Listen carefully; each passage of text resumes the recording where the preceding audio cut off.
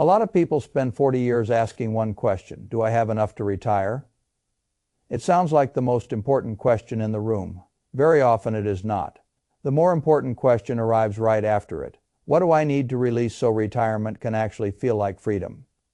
I have spent a lifetime around money, businesses, markets, and human behavior. And one thing I learned early is that people often think wealth is built entirely by accumulation. Save more, add more, own more, protect more, hold more. That is only half the truth. The other half is harder for people to accept.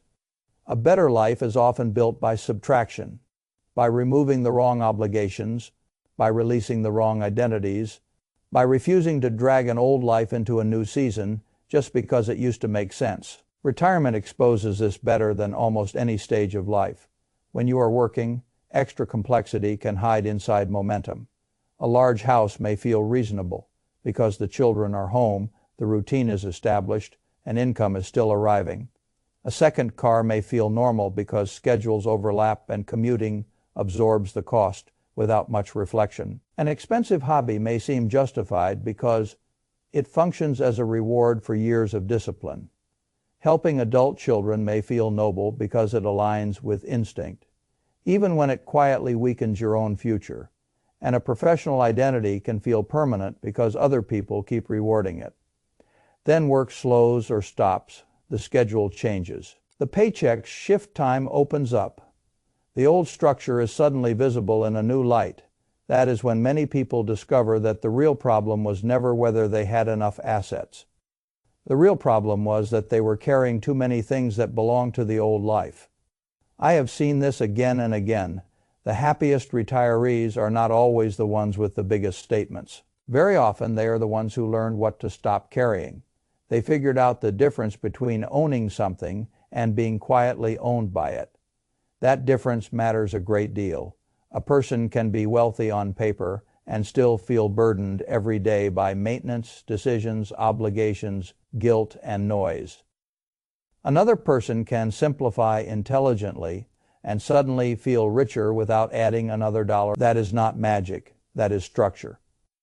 Retirement is not only a financial event, it is a capital allocation event for time, energy, attention, and identity.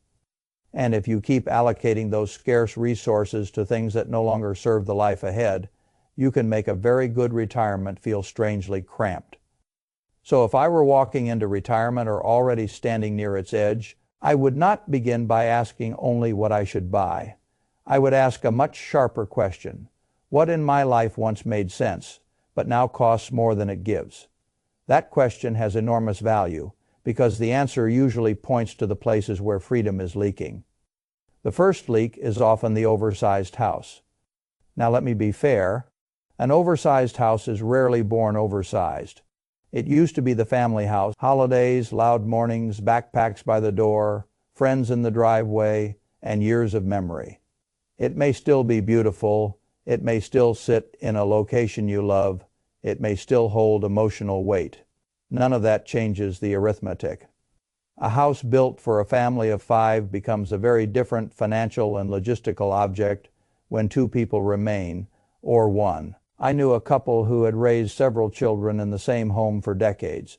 They were attached to it, and I understood why. The attachment was not fake. The problem was that the house had turned from shelter into management. There were rooms no one used. Stairs they no longer enjoyed climbing, heating and cooling bills attached to square footage they did not live in. Repairs that kept arriving like annual reminders that the house still demanded a staff, except the staff was them. They told themselves they loved the home. After enough honest conversation, they realized they loved the neighborhood, the memories, and the idea of the house more than the daily reality of maintaining it. Those are different things. That distinction is expensive if you never make it. When they finally sold, they did not feel poorer. They felt released. They moved into something smaller and more efficient, in a location that still gave them what actually mattered. Their expenses fell, their maintenance headaches fell, their flexibility increased. And here is the part people often miss. The emotional relief was larger than the financial relief. They were no longer house managers. They were people with time again. That is a meaningful transformation. A large home can quietly consume more than money. It can consume weekends, decision-making energy, mobility, and willingness to travel. A person can tell himself he owns a wonderful home while living as a caretaker for a structure that no longer matches the life he wants. That is not ownership. That is duty dressed up as sentiment. I am not telling everybody to sell the family house. I am saying the burden deserves an honest hearing. If the house fits the life ahead, keep it. If the house fits the life behind, ask harder questions. The second burden that deserves hard thinking is financial support for adult children when it begins to compete with your own security. This is one of the hardest subjects in the room because instinct gets involved. A parent wants to help. A parent wants to protect. A parent wants to make the road smoother than it was for him. All of that is understandable. It can even be admirable in the right proportion. The problem is that late in life, proportion matters more than emotion. A person in retirement or near retirement does not have infinite recovery time. That is the part people hate facing. A 30-year-old can make a mistake, learn, rebuild, and still have decades of compounding ahead. A 65-year-old is operating with a different asset base. Time becomes scarce, health becomes more precious. The years of greatest mobility and freedom are not a renewable resource. So when parents continue financing adult children's lifestyles, housing decisions, rescue operations, or ongoing habits at the expense of their own margin, they are often making a silent trade. They are giving away years they cannot easily replace. I have seen retirees delay their own freedom because they wanted to subsidize a child's down payment, smooth over another child's spending habits, or keep saying yes simply because saying no felt harsh. But harshness and wisdom are not the same thing. Sometimes no is not cruelty. Sometimes no is the last responsible act left. There are loans for houses. There are ways for younger adults to rebuild. There are decades available for them to learn, recover, and adjust. There are no loans for retirement years. There is no bank that lends you back healthy time at 72 because you were too generous at 64. That is why I would treat this question with seriousness. Helping children is good when it strengthens them without weakening you. It becomes dangerous when it turns into a long extension of dependency financed by your limited later years. A parent is not obligated to sacrifice the final stretch of his own freedom to postpone lessons. His adult children are fully capable of learning. That sounds blunt. It is still kind. The third category is what I call expensive symbols of an earlier self.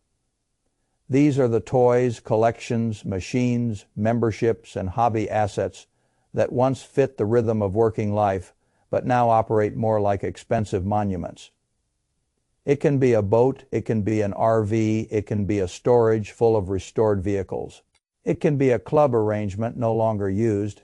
It can be a second property that looked like a dream years ago and now feels like another branch office. The danger here is that people confuse former excitement with present usefulness. That confusion can last a long time because pride protects it. A man may keep 4 classic cars because he remembers the joy of restoring them, even though he now drives one of them twice a year and the rest behave like an annual invoice. A couple may keep an RV because they still see themselves as future adventurers, while the vehicle sits most of the year consuming insurance, storage, maintenance, and attention. A person may keep a boat, not because the boat is enriching life now, but because selling it feels like admitting a version of life has ended. That is what makes this category emotional. The item is rarely just an item. It is identity storage. It holds memory, craftsmanship, ambition, or the image of the person you once enjoyed being. I respect that. I still think it deserves scrutiny, because sometimes keeping everything prevents you from deeply enjoying anything. A retiree I once knew had accumulated several collectible vehicles over the years. He loved the work behind them, the stories attached to them, and the feeling of having built that collection with patience and skill. But retirement changed the pattern. He was no longer using them the way he imagined he would. The costs kept coming. Storage, maintenance, insurance, registration, and quiet mental overhead all remained active. Whether or not the joy remained active, when he finally sold most of them and kept only the one he truly loved and actually used, something interesting happened. He did not feel diminished. He felt focused, the burden disappeared, the favorite remained, the hobby became enjoyable again. That is the difference simplification can make. People imagine selling means surrender. Often it means refinement. The fourth issue is smaller on paper but significant in practice. Multiple vehicles in a one routine retirement during working years. 2 cars can be an obvious necessity. 2 schedules, 2 commutes, 2 sets of obligations. That structure supports itself. Retirement changes the logic. If 2 people now live on a shared rhythm, why keep 2 depreciating, insuring, registering, maintaining machines if one can do the job most of the time? This is not a glamorous insight, but retirement is often improved more by boring truth than dramatic theory. A second vehicle may look modest compared with a house or portfolio. Still, it has carrying costs. It has insurance costs, it has maintenance costs, it has replacement costs, and it has a way of sitting there with very little scrutiny because people are used to seeing it there. Habit is one of the most expensive items in any retirement budget. I like simple tests. If I were uncertain about whether 2 vehicles were still justified, I would not begin with a speech. I would begin with an experiment. Live as if 1 vehicle were already gone for 60 or 90 days, not in imagination. In reality, run errands that way, handle appointments that way, see relatives that way, travel that way. Then ask what actually happened. Did life become unworkable? Or did you simply discover that an old assumption had remained on autopilot? A lot of supposedly necessary expenses fail this kind of test. Not because people are foolish, but because conditions changed and no one stopped to re-examine the old design. The 5th and deepest item is work identity. This one cannot be sold on paper. Still, it may be the hardest thing to release. For decades, a person is known by title, responsibility, reputation, and role. He is the doctor, the executive, the owner, the manager, the problem solver, the provider, the person whose calendar is full because the world still calls on him. Then retirement arrives, and with it a brutal kind of silence. At first, people think they miss the work. Often they miss the validation. They miss being needed in a professional way. They miss the neatness of a title. They miss the script that told them who they were before breakfast. That is normal. It is also dangerous if clung to too tightly, because retirement asks a different question. Who are you when the old job stops narrating the answer? A man can retire financially and still spend years psychologically hanging around the edges of his former identity. He volunteers in ways that recreate the exact same hierarchy. He talks constantly as if the title were still attached. He refuses to discover other sides of himself because the old version felt more certain. That is a quiet loss. I knew a highly accomplished professional who had the money to retire and the health to enjoy it. Still, he kept trying to preserve the old self exactly as it had existed during his working years. He was not really exploring a new season. He was defending an old badge. Only after he loosened that grip did a better life begin to emerge. He started mentoring without needing applause. He explored interests that had always been buried under obligation. He showed up more fully in family roles that had once been secondary. He did not become less substantial. He became more complete. That is what many retirees miss at first. The job was not the whole self. It was one part of it. And if you insist on dragging that one part forward as the center of identity, you can accidentally miss the very expansion retirement was meant to offer. This is why I say retirement is not only about not working, it is about reallocating yourself. A simpler house may free time. Less supportive adult children may free cash flow and peace of mind. Selling excess toys may free attention. Dropping a second vehicle may free spending power. But releasing an old work identity may free your imagination. That may be the most valuable release of all. Now, I want to give you the way I would think through these decisions, because the point is not reckless downsizing or theatrical minimalism. The point is intelligent optimization. I would use 3 questions. First, does this still serve the life ahead, or is it mainly serving the life behind? That question clears a surprising amount of fog. A large house may have served the family chapter beautifully. Does it serve the mobility, simplicity, and freedom chapter? Now, a second car may have served commuting life. Does it serve retired life now? A costly hobby asset may have served a former identity. Does it still add active value now? A parent's financial support may have served a temporary need. Has it hardened into a recurring drain now? A title may have served a working identity. Does clinging to it block a fuller identity now?